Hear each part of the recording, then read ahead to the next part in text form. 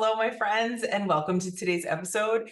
We are talking to the amazing Shawna Gann. Shawna and I met a few years ago when I was a guest on her podcast, and we have stayed connected ever since. And I think you'll get a sense as to why. She is such a genuine spirit. She has so much wonderful energy, and her kindness, I feel like, will exude out of this podcast into your ears and hopefully into your heart and your spirit. She is a certified diversity professional and a scholar practitioner. She marries business psychology, learning theory, and diversity, equity, and inclusion principles into her work, where she supports organizations as they advance their diversity, equity, and inclusion practices in the workplace.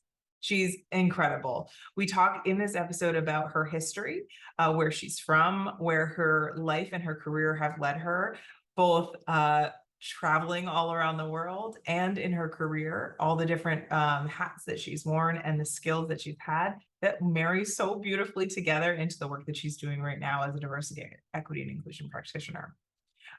She dives into, which I think you'll get a sense as to why I like her so much, she dives into the racial ambiguity dimension of DEI work. And so we talk a lot about an incredible dissertation and a lot of work she's been doing in her PhD program around Black multiracial women and how they're treated in the workplace, how we're treated in the workplace, and how workplaces might be able to create a more equitable and inclusive environment for Black multiracial women. This is an incredible study that she's been working on for years. And it's just like, I think personally, pretty revolutionary. So I'm excited for you to hear a little bit more about it. We nerd out on a lot of really, what I think are really powerful aspects of the DEI conversation that so often tend to either fall through the cracks or take a lot more time to get to usually. So if you are somebody that's thinking about how you can fold some more DEI work into your life, into your work, into having conversations either at work or in your life with your family about this stuff, this episode will hopefully be supportive for that for you. I am so excited for you to meet her. One, because I think her work in this very moment is so powerful. And I have this feeling that she's going to be changing the game on so many levels. We've had so many past guests that came in and talked to us at a certain step or phase in where they were and have since like blossomed beyond belief. Not taking credit for any of that, of course, just saying Shawna is one of those people that is doing incredible work right now, but I just have this feeling she's going to like change the game for so many of us. So I'm really excited for you to get to know her. The other thing I want to make sure I take a minute to say thank you for those of you who are listening right now is that we hit 20,000 listens, downloads for this podcast. For those of you that may not know, this is a fully bootstrapped podcast.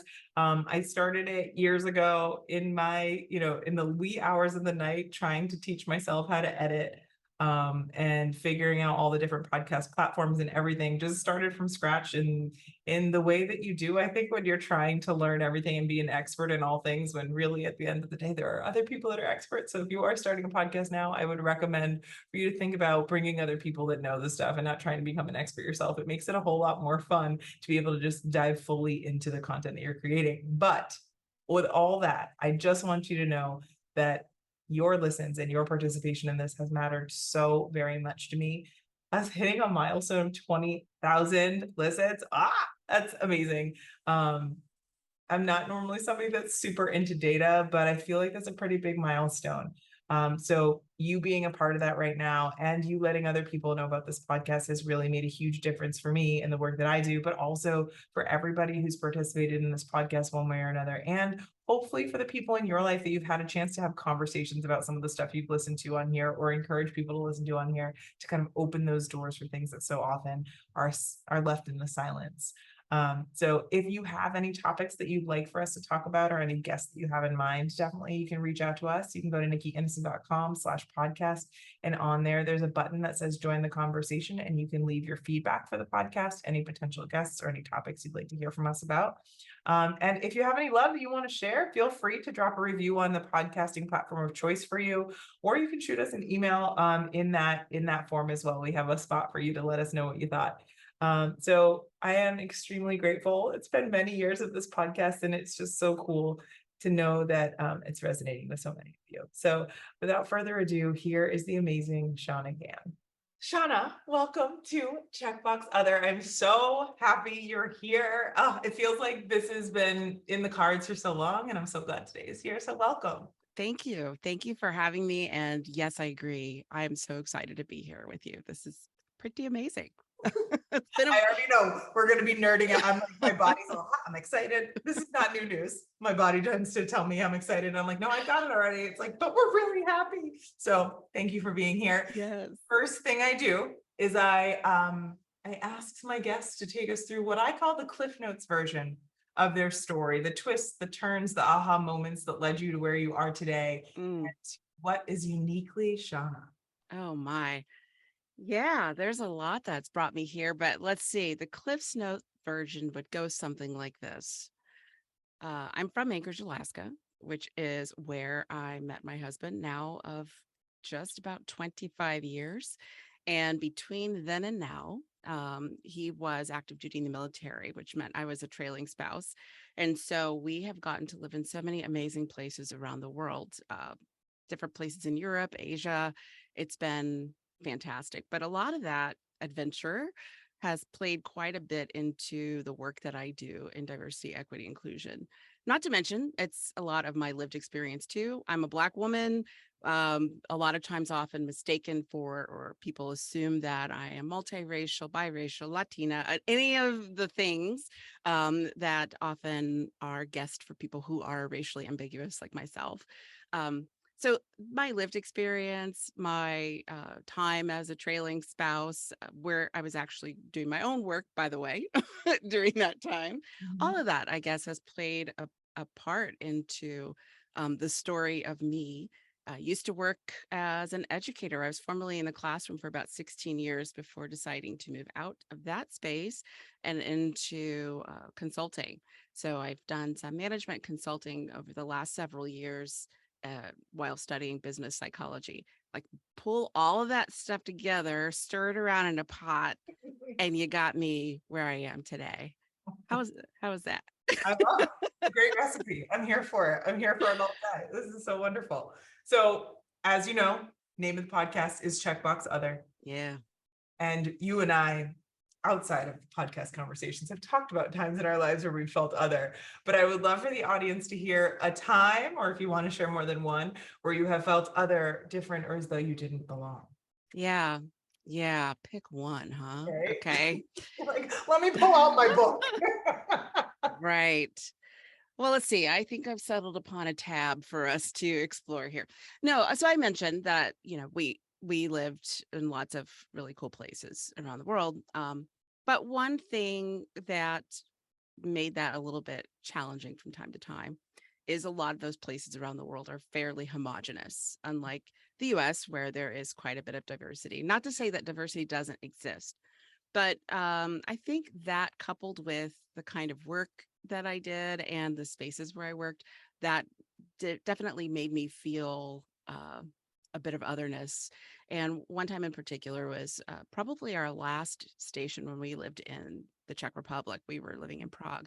And there, even though we were there because of the military, like that was my husband's job, our work was mostly with the U.S. Embassy. And in fact, at that time, I was a State Department employee.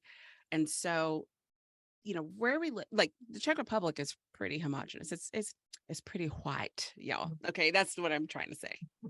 I'm being all diplomatic about it, but that's what it State is. Department, diplomatic. I got it. Yeah, yeah, yeah. Yeah, yeah. But also, to be honest, the State Department is also pretty homogenous. So not only was I in this country where there weren't a lot of people that look like me, I was also working among Americans that did not look like me. In fact, I believe I can count on one hand how many Black folks worked at the U.S. Embassy, and then even within my office, I was only one person of color in general, and it made it pretty tough sometimes to relate to folks, for folks to relate to me. Um, it made socializing a little difficult. I found myself doing a lot of contorting to try to fit in because everybody wants to belong. I definitely wanted to, but even with all of the contortions, I definitely felt not so deep down inside that it was, uh, I was very different there. Wow. Yeah.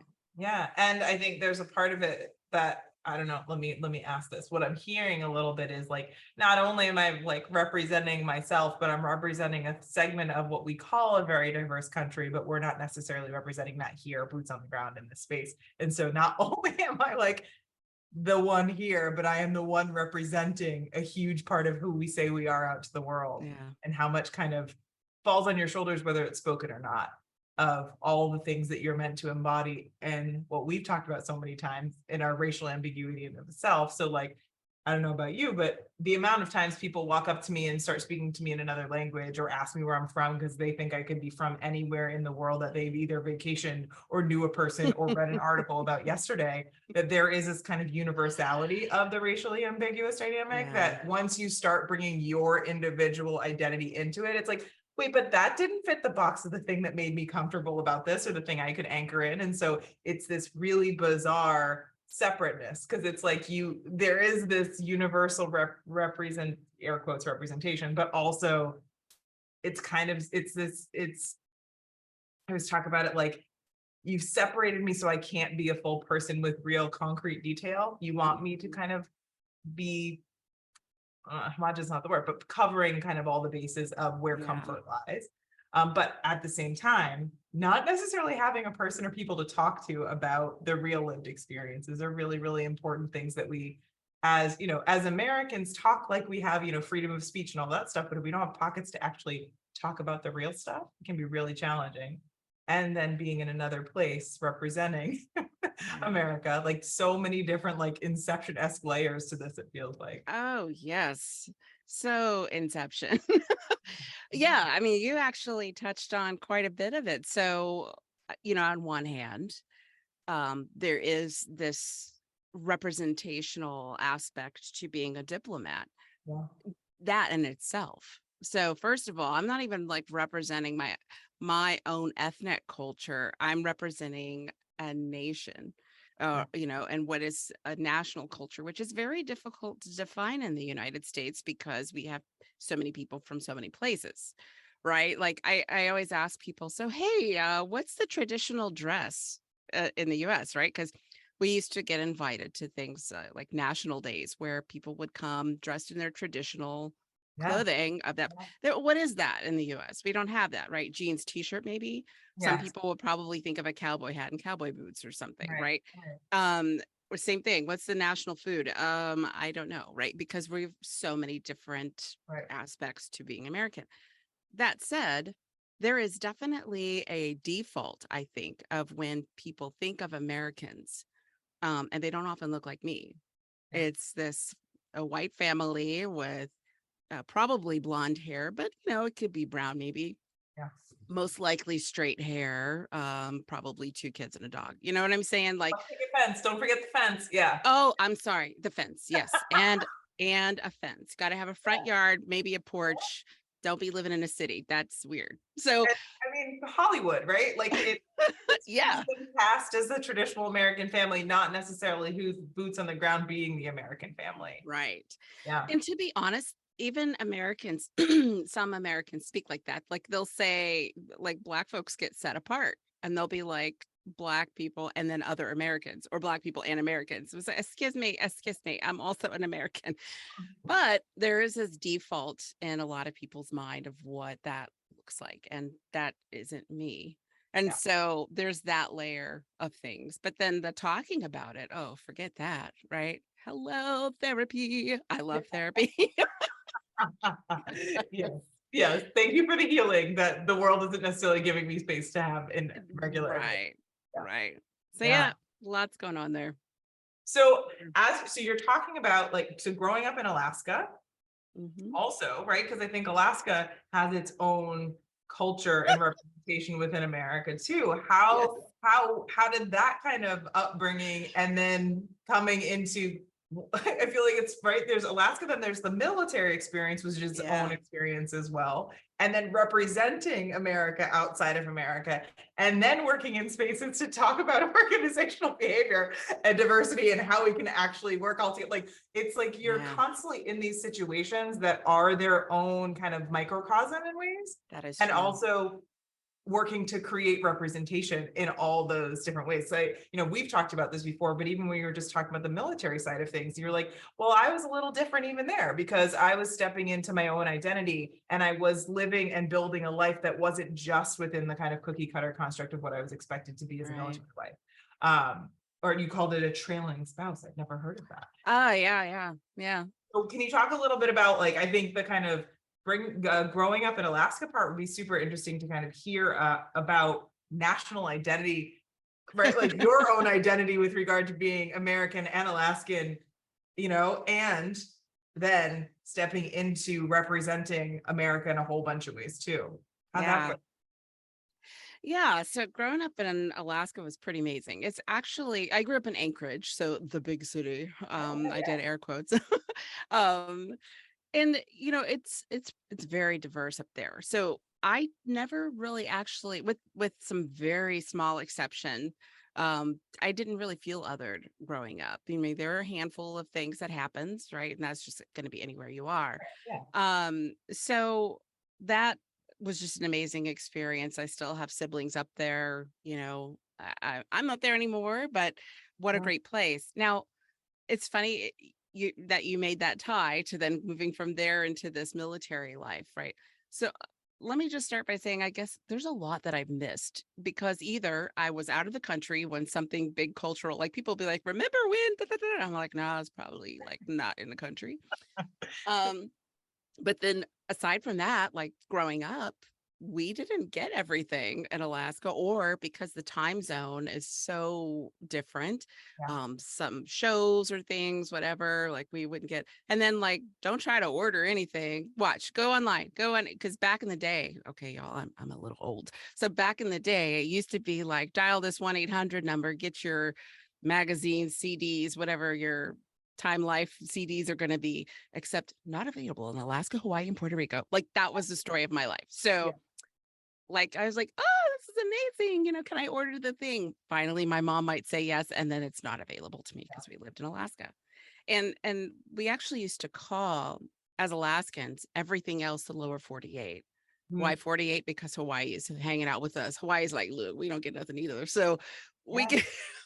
get, that's the lower 48 and Yeah. then everybody else. And I mentioned I met my husband there. He was stationed there. That's how we met.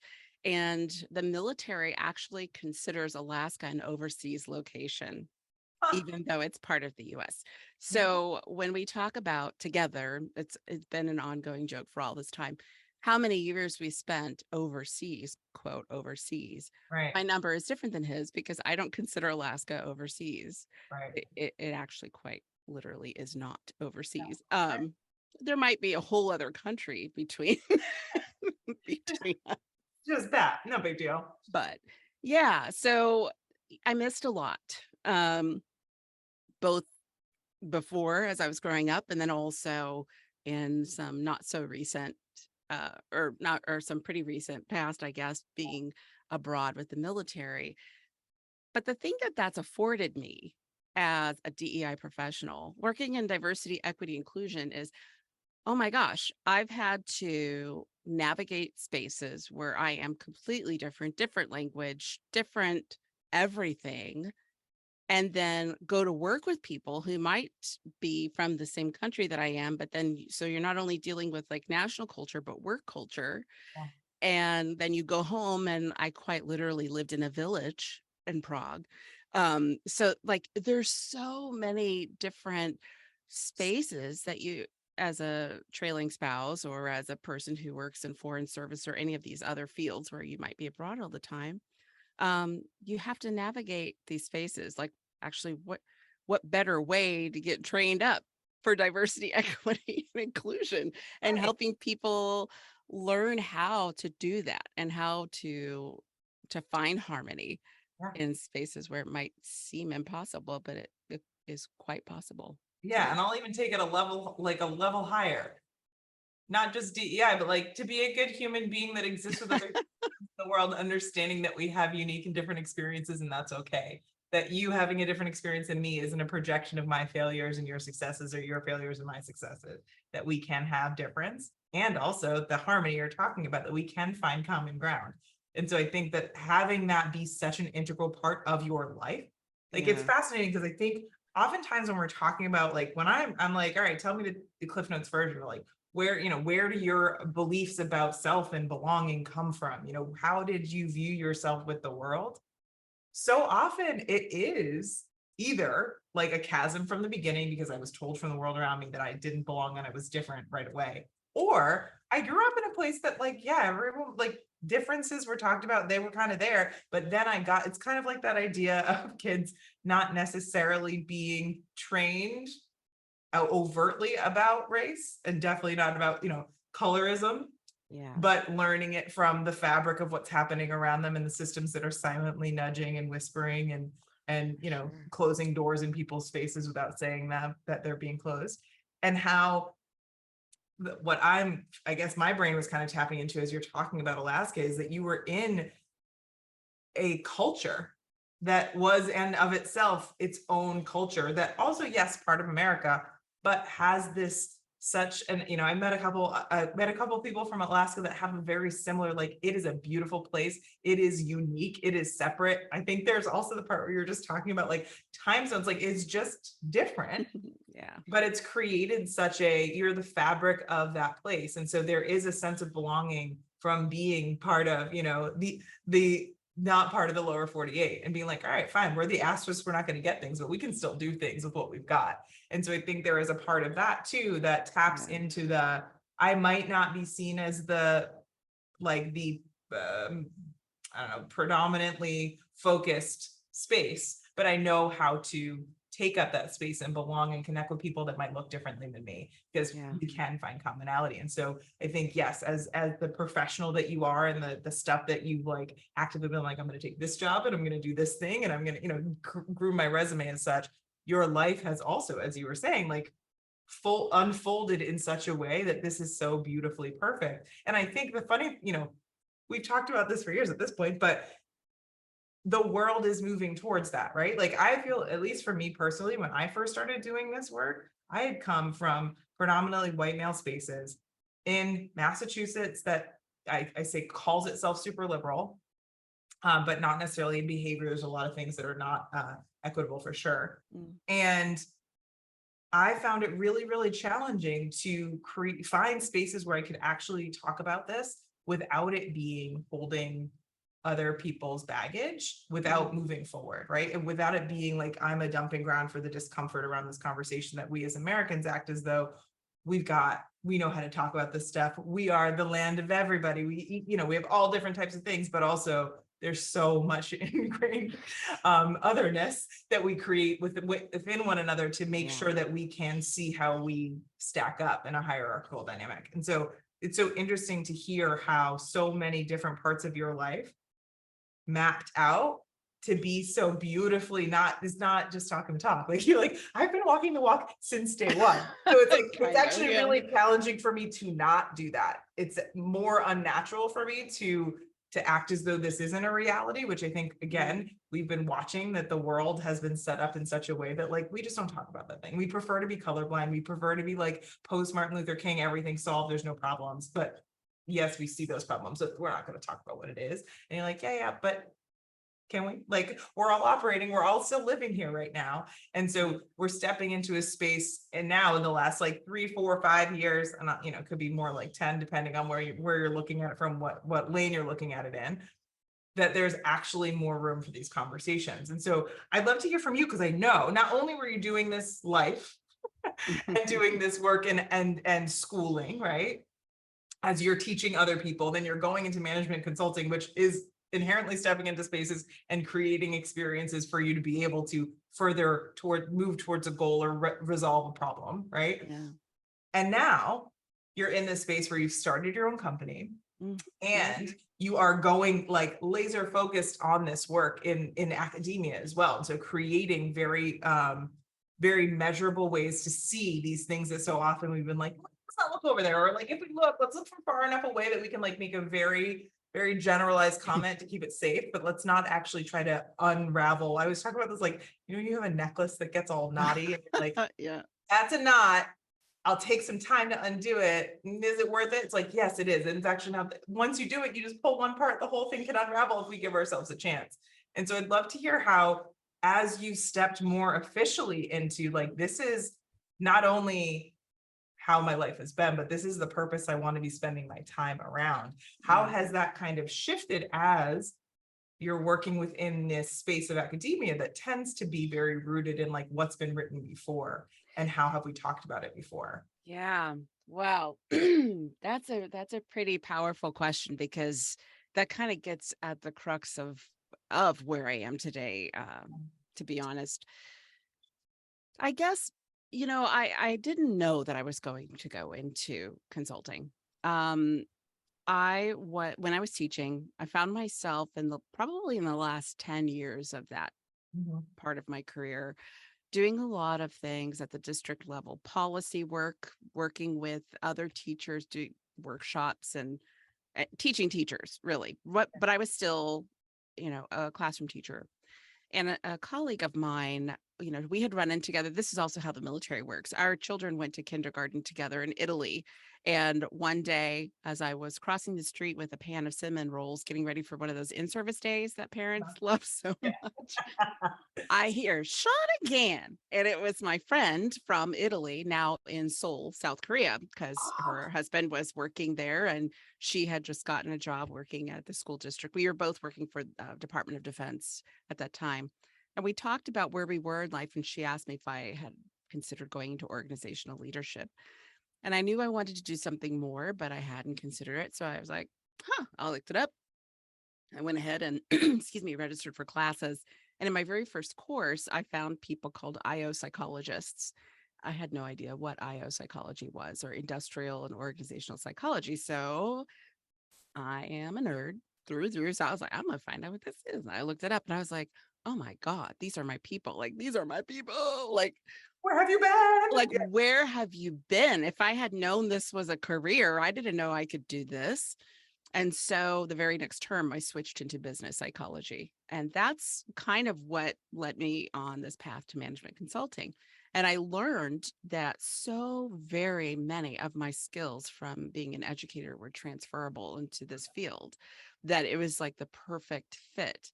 But then I'm in this space and people were asking me to step in as a DEI specialist just because I did a lot of other work and stuff with organizational development.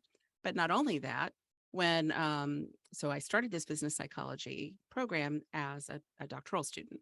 And so with, PhD, you have to do a dissertation, I had to pick a topic and all those things. Well, it was right around the time of Colin Kaepernick and the take a knee thing that I learned about the Rooney Rule from NFL, which is kind of like affirmative action for folks who aren't familiar with the Rooney Rule. Basically, because there are so few Black coaches or head coaches or even assistant coaches, they made it a rule that the candidate pool had to be more diverse. So even if they weren't hiring the person, they're supposed to be at least interviewing. Now, we don't have time to go into all the politics of the NFL and what they've done with the Rooney Rule today. But what the point is that led me to a question: how many Black CEOs are there in Fortune 500? How many Black women? And I found out Ursula Burns was the only one up until 2016. She was a Black woman working as a CEO for Xerox when she left in 2016. And until last year, I think last summer, June 2021-ish time, there were no more. But now we have two that are in place, which is amazing. But y'all, it's two. It's two.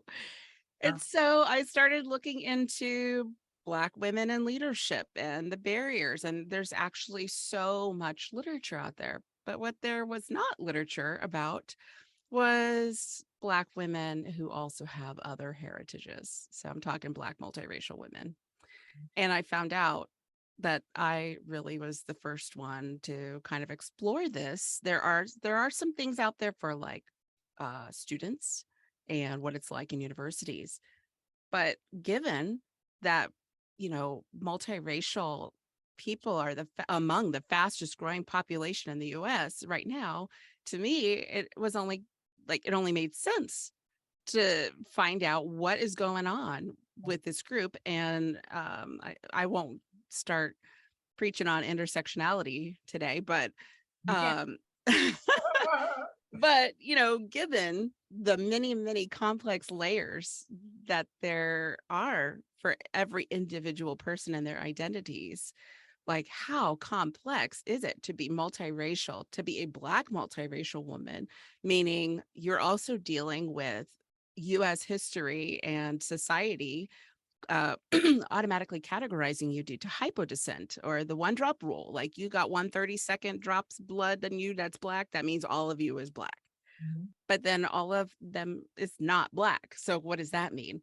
So Right. that's where I'm at. I had the wonderful opportunity to speak to 14 women who shared their experiences with me, as part of my doctoral studies. So now I specialize in Black multiracial women in workspaces and what that means, especially what that means when it comes to organizational justice or fairness.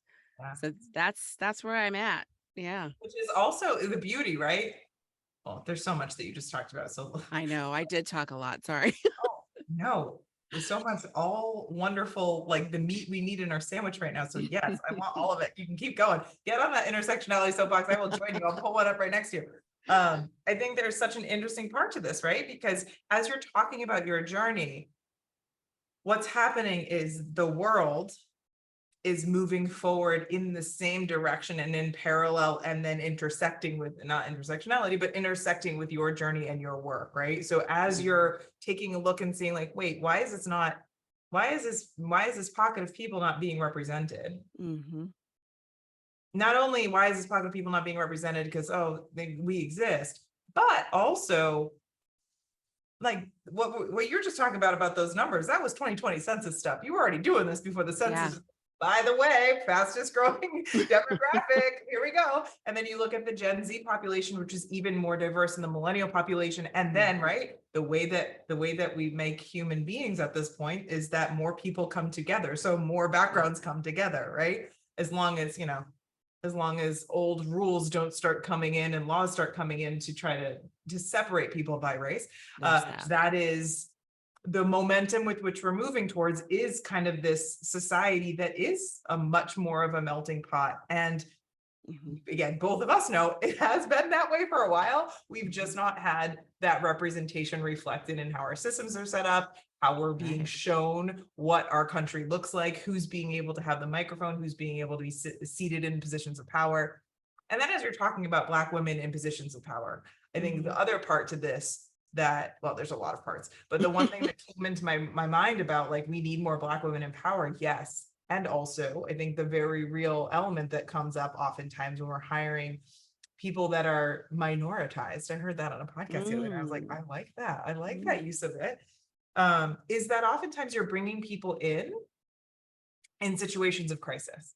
Oh yeah. Yeah, You're yeah. in a position where you're putting us in a position where things are already going downhill. Things are already a hot mess. And you're like, you know what? Let's give her a shot. It's like, but that other guy that came in here, he came in with like equal footing, strong foundation. Right. Look at the gains he had. But you're now coming with the baggage of other people's to heal and solve, which again, not new news. I mean, the history of this country is very much based on the Yeah. belief that there are going to be people that are going to pick up the slack of other people, right? In like unpaid chattel slavery, we have this, right? But we're not there right now. Unfortunately, there's a lot of systems that have survived in different ways with different titles to today. But there is such an interesting element to, as you're talking about the Rooney Rule too, like how we try to resolve this very obvious chasm that we have in the way that we allow people to take up space and have power. But in our attempts are actually creating like these alternate realities, are actually making it more difficult to show Yeah. up as the person you are. So I'd love to hear kind of your thoughts about one, I guess you navigating this yourself, right, in your work life, and also in talking about this in spaces where people are like, no, we're intellectual. We've thought about this. We've got this. Yeah. We're good. And Yeah. then how, as you're interviewing 14 women and creating space to pull together the patterns and the trends that are coming up, what types of stuff are have shown up that I think, again, I'm saying things that you're nodding to, that are like, yeah. A lot of times we're being put in positions that are like, you know what, chips are already down, why not give you a shot? But other things that are kind of showing up that are like, opportunities, but also I think the things that you and I are both nodding earlier, being like, I wish we had more time and space to actually verbalize what's happening. Yeah. So what kind of things have come up, or as you're, stepping so fully into this specialty and Yeah. this focus, do you think is really important for people that are listening this to know about? Yeah. So I guess I have to go back a little bit then to talk about this. When I started this study, one of the things I was on the precipice really of moving back to the US from the Czech Republic too. So there was a lot of transition happening Mm, when I kicked this off, started studying this. And I was talking to a friend and about moving back, also kind of all these pieces, parts that were happening. And she was like, you know what, you should start a podcast. And I was like, ain't no way I put my voice out there. No, no. And then I was like, well, maybe people aren't really talking about this stuff.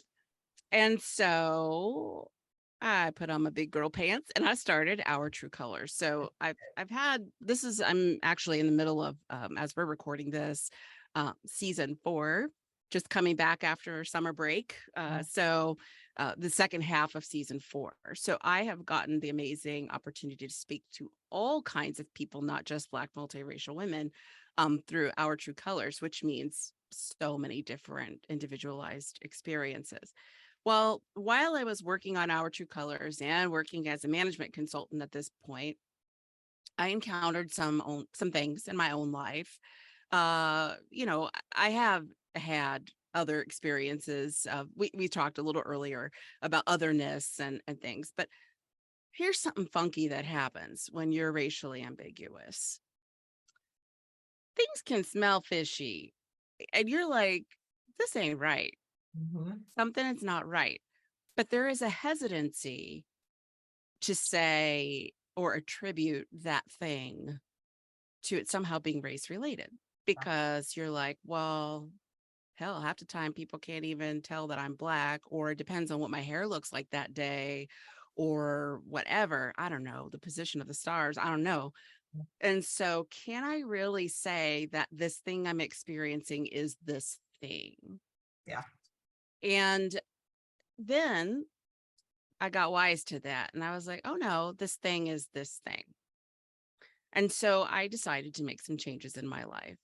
And I, moved on to some other places, worked with some other folks. And while I was working in those other places and with other folks, other things happened. And I Mm, was like, well, if it ain't this thing, right. like, I've changed the environment. okay, Still things but happening. but this thing is there, okay? And anybody insert the thing for whatever it is that you experience, because there's always this something that isn't right and you're afraid to put your finger on the thing. Yeah. And then I was like, you know what, I am in my 40s, my kids are practically grown, well, one is grown, and I I am not trying to climb any more ladders in my life. Like, who am I trying to prove something to if I haven't proven it already? I've Yeah. got 20 plus years of professional experience. I speak 3 different languages. I've lived in all of these different places around the world. I've worked in these different environments with some pretty cool opportunities and people, let me just say. And still, I have to prove myself because I'm not good enough for whatever this criteria, by the way, which is super like, what is this criteria? Because no one else is being held to it Yeah. somehow. I don't know. I'm watching people pass me by on their ladders. And so Yeah. I often attribute it to a treadmill. Like I'm on this treadmill running, going nowhere, running, y'all. Yeah. Everybody else flying by Yep. until one day I was like, why am I doing this? Yep. to hell with the treadmill. I jumped off the treadmill and decided to build my own gym. I was Yeah. like, I ain't got time. And so came True Colors Consulting. And now I can focus my energy and those things, take all that baggage that you described, all the stuff, and convert that energy to really helping other people. And especially with this specific demographic that has been overlooked for so long, which is silly when we do look at the trajectory of the population. Yeah. Um, and not only help Black multiracial women, but help people who are the decision makers, because perhaps their organization isn't so diverse at all the levels yet, to see the benefits of bringing in different people. Yeah. So all of that has tied together, right? My own experiences Yeah. to work, to the podcast, to True Colors Consulting, to the study. So it all does kind of come together in this apex, and it's pretty exciting. I know I didn't hit all the things, but I hit a lot of the things. So I'm like, let me pull back. I'm not grading you right now, so don't you worry about that. Okay. Okay. It's so funny, there's so many things as you were talking that I like felt viscerally in my body, both like me as 36-year-old me right now and me as like 5-year-old me. And all the versions before and after, like there's that feeling, that knowing. And I think again, I'm speaking as somebody that grew up with a Black father and a white mother, and is still growing up, still have Black father, still have white mother. And I had parents that didn't really talk about race out loud. But the space I grew up in was very, very white. I grew up in Connecticut, like pretty homogenous. And only child for a lot of that time. And I am also, what I've learned in my adulthood, that there's actually words that not everybody operates like this, but I am like an empathy sponge. Like it's at times it's too much, which that's for therapy and boundary work otherwise, right? But what I realized was so much of what I had ingrained into what life is for Nikki was weathering the microaggressions that are showing up for my parents, for me being with my parents, that nobody thinks I belong with either of them. That was about how, like, I mean, I don't know if I said this to you. I just remember, I don't remember if we talked about this on your podcast, but I just remember being a little kid and knowing and feeling my responsibility as the lighter skinned person when it was me and my dad to like take up, to not a very shy human being anyway, right? And neither of my parents are more shy. And I'm like, hi, I'm Nikki at like 6 months old talking to people, right? So that was never really a big problem. But like I remember viscerally having no words for what any of that was, probably, but felt that they're treating my dad differently right now. And then, growing up and people being like, you're adopted, your parents don't, which adoption is not a bad thing, but the way it was spoken to me was that you don't belong to your people. Yeah. And I, as a complete stranger, have the ability to tell you where you belong and who and how you should feel about yourself. And so that was such an interesting dance, because I just thought that was part of life for people. And I remember I was, I don't know, probably 30. God, maybe my late 20s. I went home for one of my really good friends that I met when I was 4 in my hometown in Connecticut. Her baby shower. I showed up a day early by accident. So I showed up 23 hours early because I was an hour late.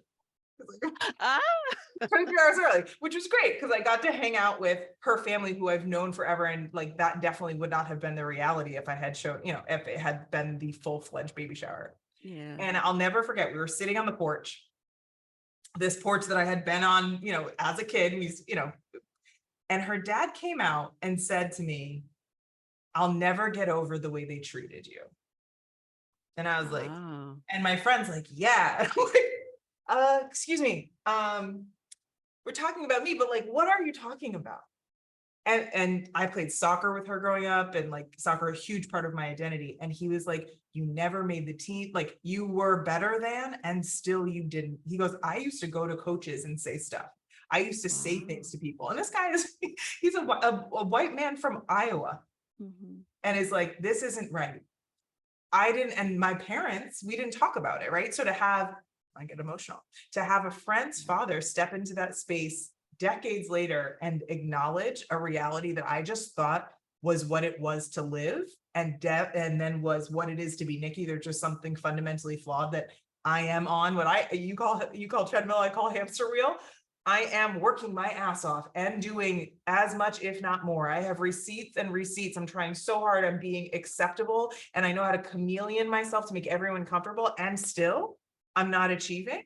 And Yeah. still, somehow, some way, there is always an asterisk that makes it so, like the asterisk of we don't ship to Alaska or Hawaii or Puerto Rico. Yeah. Like, there's always that reason why I don't get the thing that I have more than earned.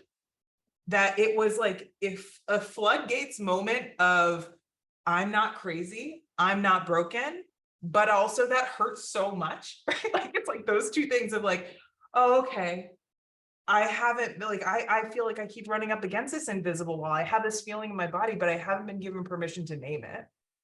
And I've doubted myself. Even when I've come close to naming it, I'm like, Nikki, you're just being sensitive. Nikki, it's not about that. And so giving yourself the permission and the language to be like, so I'm being treated differently because because I'm a Black woman in white spaces. I'm being treated differently in this space because I'm a white woman in Black spaces. I'm being Mhm. treated differently in this space because I'm a woman in male spaces.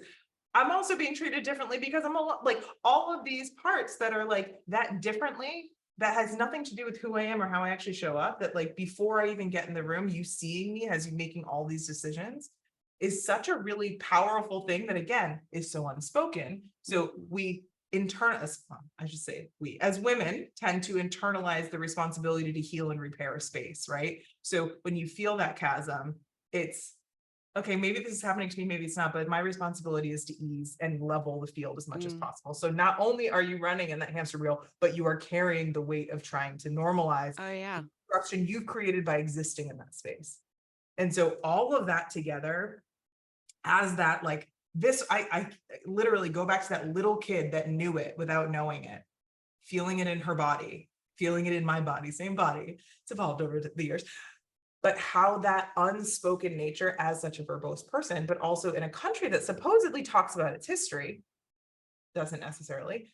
It's really fascinating that there is still so much resistance as more of us are stepping into positions of adulthood, which therefore means more positions of power and relevance and economic contribution, and so much that still we're met with such resistance and gaslighting. And I think there's all these white supremacy is, I always talk about it as like such a brilliant thing from a marketing perspective because it has trapdoors Yeah. everywhere. It has an amazing way of you thinking that it's not what it is and falling back into it and being like, how the shit did I get back here? Mhm. I just spent all this time getting this progress and how did I open the door back to start?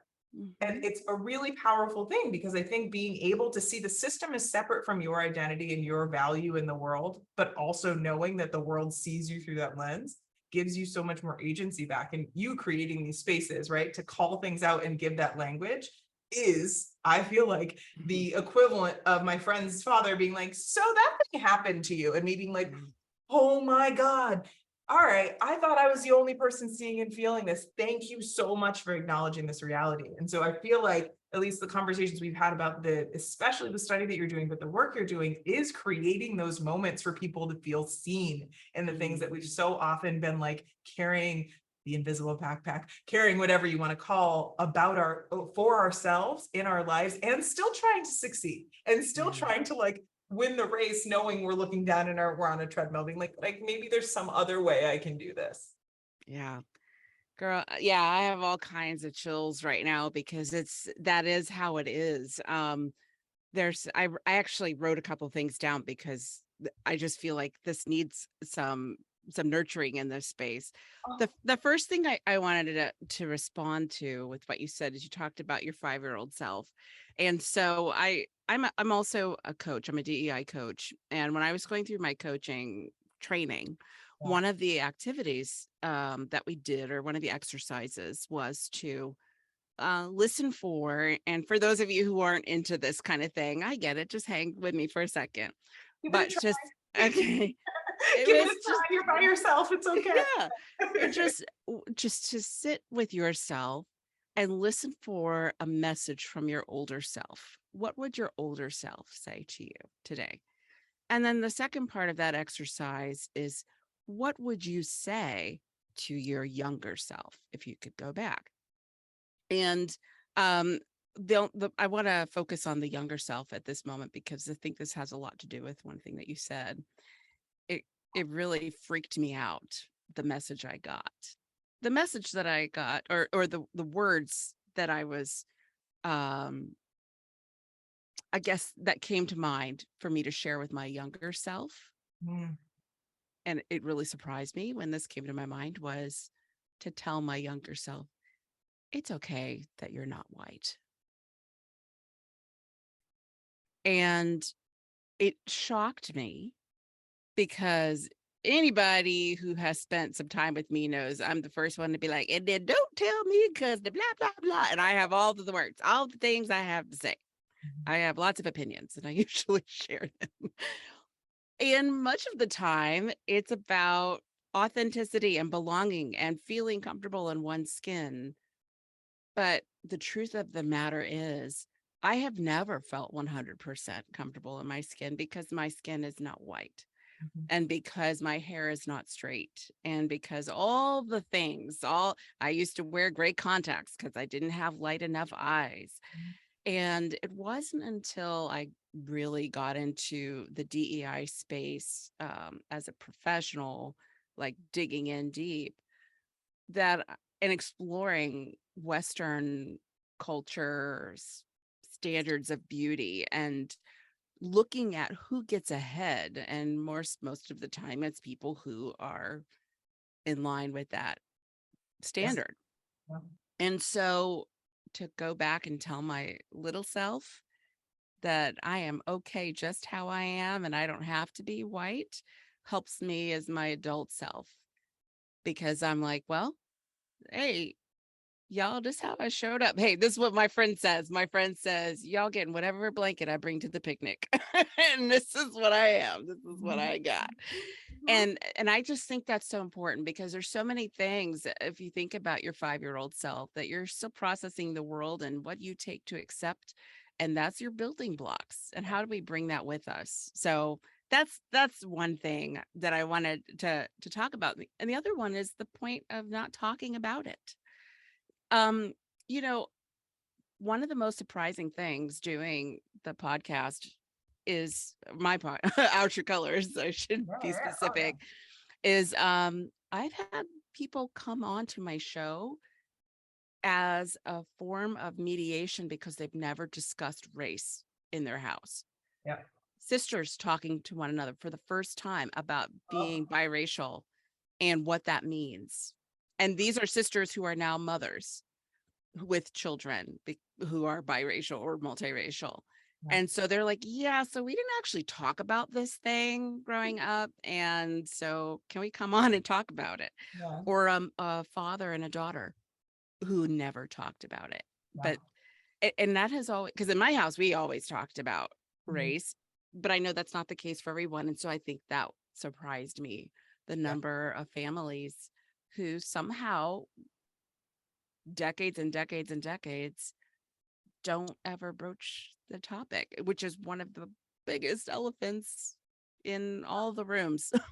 Yeah. And it's well, there's so many things that you just talked to in that. I think that you're creating such a beautiful healing space by opening that, like the permission that they gave themselves and the person with them to have this uncomfortable because it's been silenced. So whether it really Yeah. is uncomfortable in the moment, there is an avoidance of it because of the fear of harming or creating pain or something, or having some disagreement. There's something that you're trying to avoid to keep things cohesive. Mhm. And at the same time, there's things unraveling behind the scenes, right? And so it's like trade-offs that you're having. But you Yeah. creating that space, I saw it as, you said blanket, but I saw it as like dinner table. I saw it as you being like, come to my house and let's talk about this. This is a place where you can, you can bring this. And if you want to take it from here and continue the conversation, you're welcome to, but it's okay if it just lives here too.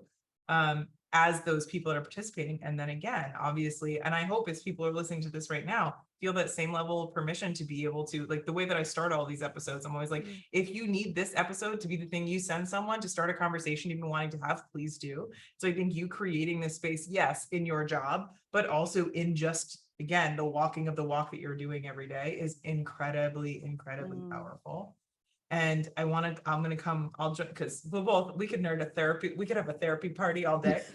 Yeah. I have been seeing, I had to break up with my therapist, not break up, but we had to like transition because she does it since I moved to New York, she's only in Massachusetts. And she was a parts work therapist, is a parts work therapist. She's amazing. And parts work is like exactly what you were talking about around really finding and understanding the different parts of yourself, but also, coming and standing next to that. Yeah, well, for me, it was always going back to my younger self and being like standing next to her and be like, you're not alone and you can lean on me if you need to. It's okay. And I think that it's okay to not be white is such a powerful thing, because I actually think it's not just in this, I don't want us to go into all lives matter lane, but I actually think that as we start talking about whiteness, it gives people that identify as and are seen as white in our society the permission to see what whiteness is and who they are and where their values live, and be able to decide, versus feeling like, well, this is what whiteness means, so this must be what I believe. Actually giving yourself some agency back and seeing the difference between those things and what society has built this monopoly of whiteness to be, that it doesn't necessarily mean that you have to subscribe and ascribe to all of those things in the way that you see yourself in the world around you. And I think the same permission that we grant ourselves as non-white people all the way through, especially if we have that 136, no, the world hasn't seen us that way, how that permission also gives us the freedom to separate ourselves from that identity, versus it being a binary, a 1 or a 0, I am that or I'm not, I succeeded in this level of whiteness and failed in this one. It being like, we're not even, this isn't the game. Like I'm not actually here to compare myself that way. And so giving that freedom back, I think, is something that you're so beautifully encapsulating in, like, and how you talked about that. But again, I think in creating these spaces for people to actually like color in the lines that we thought we weren't even allowed to touch. So there's so much power in you creating that space. And yeah, I feel like one of your podcasts that I really enjoyed and I felt very fortunate to have a listen to was the one of right before we did one. So this is a couple of years ago, but it was you and your father speaking. And personally for me, my father's from Haiti. And we never really talked much about Haiti. We didn't talk about where he came from when I was growing up. And you could feel it. In the last few years, we've been part of a racial justice group at his church. And so that has opened a lot of conversations. Oh, wow.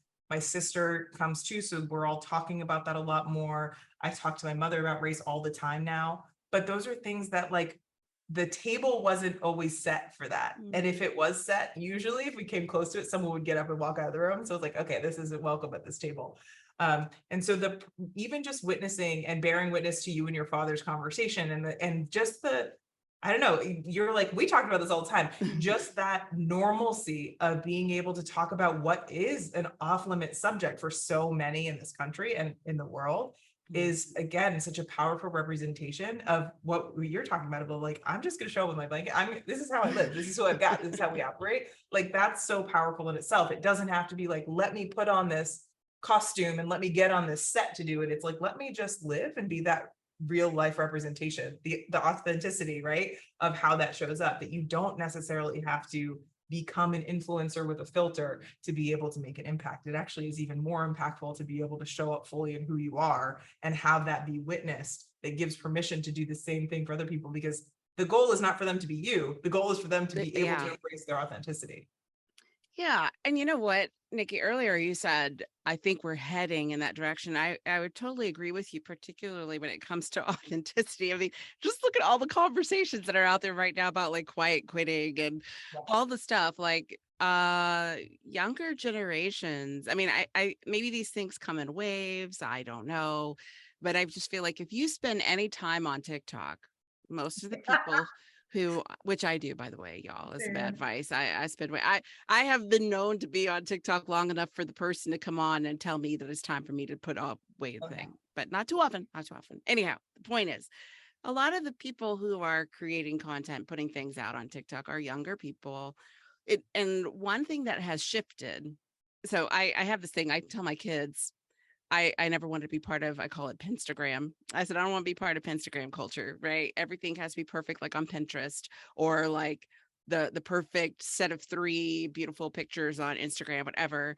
And it gives this sort of portfolio of your life where you're picking the very best pieces, and suddenly everybody thinks like that's what your life is. You don't get to see all the ish behind the scenes. Contrast that with TikTok, where people will say whatever they have to say. Their room behind them is a mess. There's not like a perfect setup somewhere. They don't care. They maybe just woke up. Their hair is a certain way. Makeup doesn't have to be on. Just watch TikTok for a minute and you will get to see what it is to be your authentic self. And you don't have to be that person, and you don't have to operate the way they do, but they choose to. And that's how they show up. And a lot of times they are welcomed, because a lot of people who are taking in that content are also all about just being themselves. If you could do that, what is that thing called? The Wayback Machine, where you can go on to like old websites and stuff. Oh yeah, Go on, try to, I have never tried this before. I'm just like, this is just coming to mind right now. But wouldn't it be cool if you could go back to LinkedIn pre-pandemic? Everybody got their headshots. This is my professional pic, right? Now people are like, here I am. But there's still a lot of, friction is not the right word. We haven't fallen into place in the workplace yet with authenticity. Agreed. And I think that's where we're at, is being able to be okay to talk about the things we were told we were never supposed to talk about ever, even though those very things are pretty closely tied to our identities. And so, yeah, that's where I think the magic is. Yeah. It's a little scary, but that's what the magic is. We have, and there's like 2 things that come up to my brain. I think there's a big part of this that we tend to like I always think of Nancy Pelosi when I think of this. Like, she's always like, the children, we're doing for the children are our future, blah, blah, blah. Yes. And I believe the children of, sorry, go on. yeah, I won't. I couldn't help it. Sorry. A little quick commercial break for no, I think there is a part of this that we so often hear people when they don't want to talk about this. Like, and people in traditional positions of power that are white knuckling it so hard right now and still not letting it go, even when we're past retirement age, right? Of what the normal cycles of, okay, it's time to pass the torch, not happening, right? It's so fascinating because I actually think the reason this is, I think, right? Yeah. Okay, good. That there's a big pocket of this and I talk about this a lot with like millennial pockets of people, right? So when there is this belief that has been peddled since a very long time ago that millennials are lazy and entitled, and like there's all this shit that has been since like before we had any agency to do anything of our own. We were told these things. And it's really fascinating to watch because now millennials are in their 40s, 30s, 20s, right? So pockets are happening, stepping into positions of power, the economic forces and functions. And you then have a Gen Z population that has lived in a state of fear that millennials also grew up in, but didn't necessarily have at such formative young ages, where it was happening in like kindergarten, where you needed to go through, active shooter drills and that kind of crap. Right. I shouldn't say crap. It's something that supports people, but also it's crap that we have to have it. Yeah. Right. Fear driven in our lack of the way that we account for our lack of humanity that we've created in our society being normalized, that we just do that in order to resolve a problem that could, anyway, right. I'm not going to act like I can solve that problem right this moment. But it's really interesting because I think what's so powerful and what we're witnessing on that shift and that change in LinkedIn is you have a huge generation of people that grew up with technology at their fingertips and information at their fingertips and the ability to ask questions and the entire fabric and the undergirding of how our society operates shifting and changing with every app update. And then you also have the generation that's older that has been used to, I always think of it like rotary, well, no. I was like, hold up, I'm Gen X. Don't forget us. No, I'm not. See, I was like, that was perfect Gen X, by the way. Perfect Gen X. But even what I was going to say is that even Gen X has been withheld from leadership spots. That there's still a boomer energy grasp on positions of power. Yeah. If we just look at our politics, the people that are running the country, it's fascinating to me that yes, I think the Gen X generation and elder millennial generation is what I think is, because Gen X, you still had so much technology as part of your formative learning of how to show up in this world.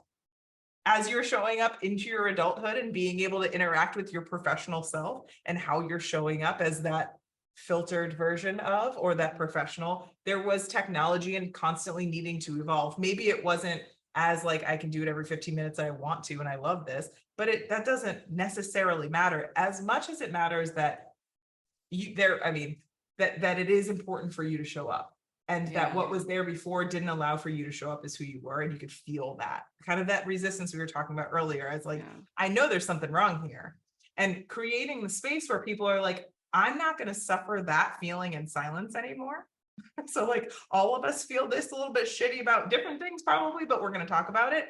And also what I was going to say about the fact that like we all had to show people real quick the insides of our homes as part of work. Yeah. Right. So it's like, even if all the authenticity and all that, I want to keep myself that groomed, polished version of my resume that's like very far away from myself. If you were participating in the workplace in the last 4 years, you've had to move from what was normal to you, likely, to you might be in my bedroom with me because that's the only space I can be without noise.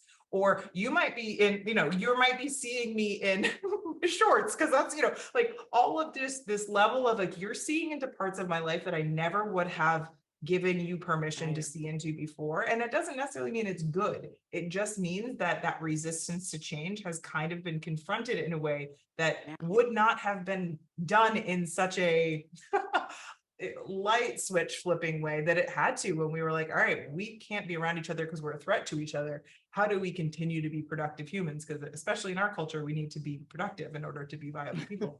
So how we wrestle with, yes, the people that are content creators and stepping on and being like, here's my messy house, but also like, I need to continue to be productive at work. And the only way for me to do that is to also show you a little bit of my mess, whether I'm doing it intentionally by posting something on social media or doing it because I have to go on video to have this conversation that's our normal status meeting, has created a level of just bringing some of that professionalism glaze down and given that like authenticity, whether you know that's what it is, whether you want it there or not, like we've all just had to be a little bit more nimble with our humanness of it all, because we all just became so fragile so quickly.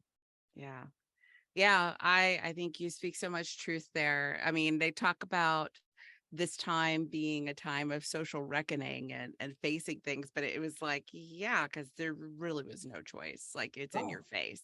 And that is a lot for people to take in. It truly is. But and there's I don't know. a lot of people, right? I think that's the other part too. Usually it's been like pockets of people that have been able to be, oh, well, this group of people is going through this. And it was like, no, we're all don't know what to do. And we still don't exactly know what to do right now. And we're doing the best we can. And sometimes that means that we stick our foot in it. Sometimes it's a tree ring, y'all. Like this is definitely one of those tree rings of life that sticks out for everybody. And when you do have people with so many different aspects of their identity growing up, different generations, as you mentioned, but we are all going through it and continue to go through it, it does make things a little bit sticky sometimes, right? So I'm here for it though. I'm hopeful. I am hopeful. I'm not one of the people that's like, oh, I don't know if we'll ever. There was if anybody ever follows Pew Research, I love Pew Research. They Yes. just put out a report, I guess, like a couple of at the beginning of September, anyhow, Uh-huh. where they talk about people's hope levels. Well, not just people, like it's specific to Black Americans and their level of hope that things will get better. That's an interesting read if you want to check that out. But all Oh, of these different aspects, totally. Yeah. yeah, it plays a part into it. So, Oh, I mean, I'm so happy that you said that. I'm amped. We're gonna find that and put it in the show notes because I think that that's incredibly empowering and important. Because I think what's happening right now is the therapy of it all. If you haven't yeah. had a space or a time to kind of work through all the weight and the grief and the loss and the angst and the tension of the last Yeah. few years, no matter what your identity buckets fall within, Hmm. then oftentimes it's a very tight pressure cooker you're dealing with your emotions and your day-to-day life in. And so often we're quick to fear, we're quick to anger, we're quick to combating, right? That's what we see a lot. And really creating space of actually all that energy being alchemized into hope and action and productivity and expansion is a really, really powerful individual choice that you have the opportunity to make. It might not be easy though. Like, let me not act like it's like, Oh no, it's not easy. I'm not trying to say it's easy. but I think it's like you were saying something before that felt so very much like this opportunity to step into a future that is more expansive is something that you have the ability to make that choice. And it doesn't matter, right? Like we're talking about generations. It doesn't actually matter. You at any age you can step into that space and you're welcome to do it. And it's beautiful to witness it happening around you. Um, 100%.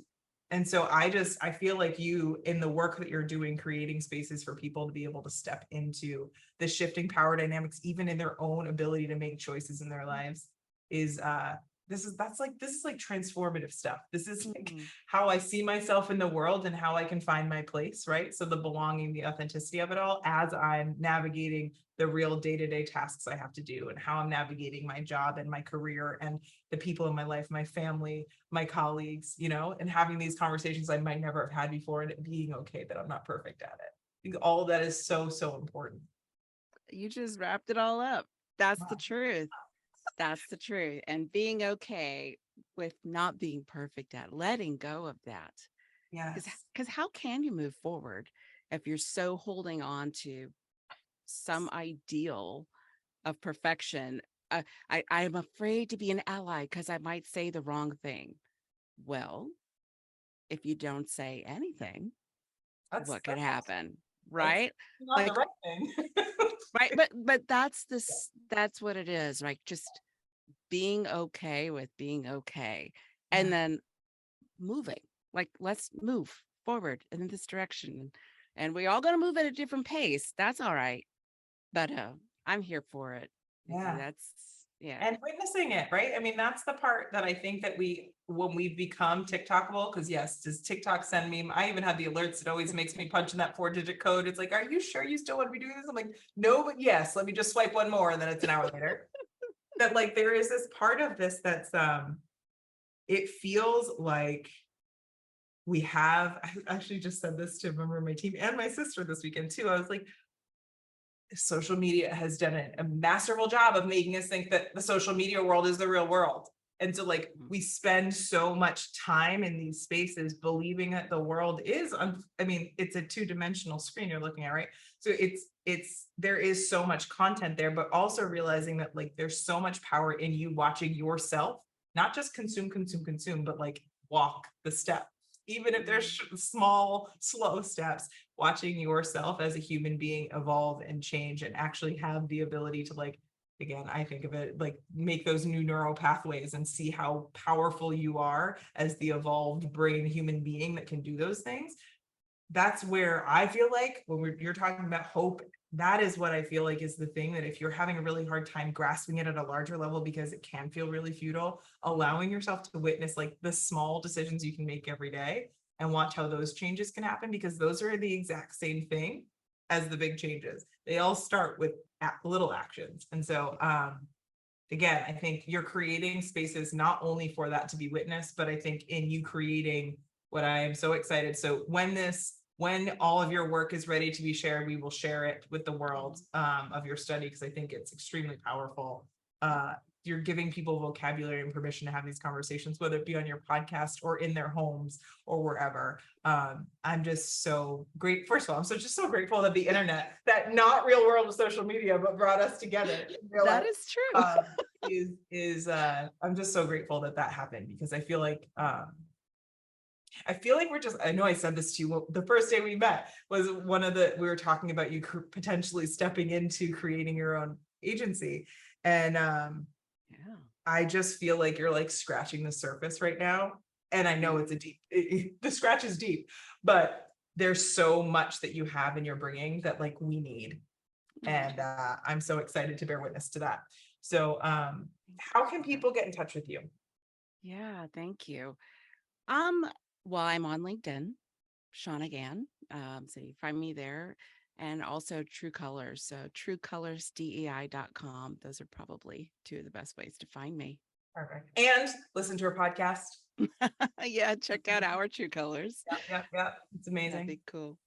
Well, I don't know if I could say this any more times, but I'm extremely grateful for you. I am amped for what's coming next. Everybody, if you don't already follow Shawna on the socials, go do it.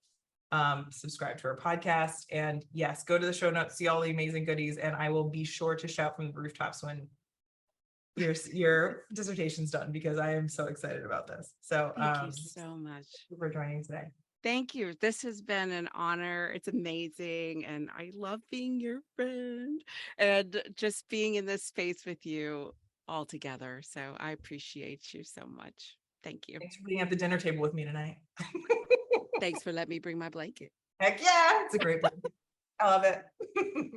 All right. Thank you. Bye-bye. I think you got a sense of what we were both so excited to talk to each other about. We could nerd out all day on our lived experiences, but also the stuff that we were diving so deeply into and the purpose that we've built both of our businesses around. So if you wish that you could have been part of this conversation, or you want us to dive more into this, let us know. We gave you all of the information about where to find Shawna. You can find me on @NikkiInnocent on any social. You can reach out to us again at nikkiinnocent.com/podcast. And there's a join the conversation link there. If you have anything you want to converse about, let us know. Your voice matters. And again, as I started this with, you being one of those 20,000 plus listens is really, really powerful and important to me personally. I believe that this podcast doesn't matter if not for you to be part of that conversation as well. So thank you. Thank you so very much. And I can't wait to see you on the next episode.